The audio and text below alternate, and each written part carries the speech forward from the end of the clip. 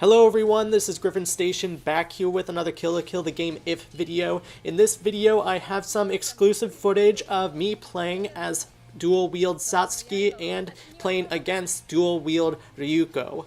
Now these two characters are pretty similar to their regular counterparts, but I don't really find this a problem, mainly because they are on the same character slot, and so they're just slight variants of their original forms. Regardless, I wanted to talk about what my thoughts on the characters and how the gameplay felt. This was my first game that I actually played of Kill the Game If, so I'm literally just trying out a lot of different stuff. You can see that I'm jumping around and doing a lot of different stuff that maybe wouldn't seem too smart, but I quickly learned how to actually play the game.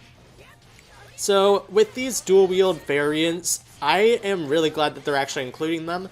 I would much prefer them to be in the game and taking up quote-unquote a character slot rather than not having the characters, and they're varied enough from their initial counterparts that I feel it's justified to, even if they took up a character slot, and they aren't taking up a character slot, they're literally just like a costume variant except with actual different moves. Unfortunately, I was not able to get some of Ryuko's moves, but I do have some gameplay facing off against a representative from Arc System Works, and so I can show off Ryuko's moves with her dual wield variant in that gameplay.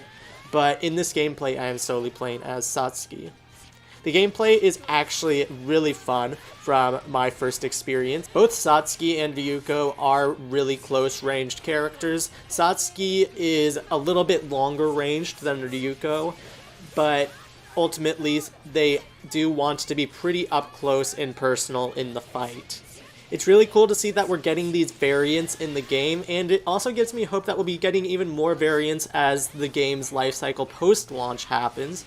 We already know that we're going to be getting Mako and the double DTR for our first free DLC characters, but we could be potentially seeing updates such as Junketsu Ryuko and Senketsu Satsuki in a future update. It might just be a costumes change, it might just be a color palette swap, who knows, but that would be really cool to see. We could also be seeing some Mark II variants of the Elite Four, and then after maybe a Mark III variant, Sanageyama. So that would be really cool. I know that their moves don't exactly change, so a color swap, a costume change would probably fit more in line with those characters.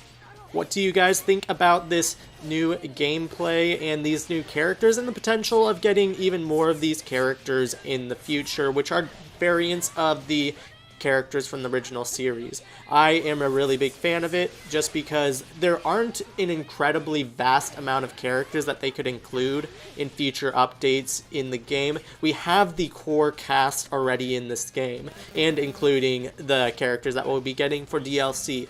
So I think that this one being on the same character slot really benefits the character roster. The character roster has about 18 slots open, and right now 8 of those slots are filled, 10 if you count Mako and the double DTR. So with 8 more slots remaining, it allows for more new characters, whereas if we get other variants, they'll just be a press R1 on the character select screen on the characters that we already have. So I'm really happy about that. Let me know how you guys feel in the comment section down below, and I'll catch you guys in the next video. Bye. 所詮カムイに切られているだけのこの程度か。勝者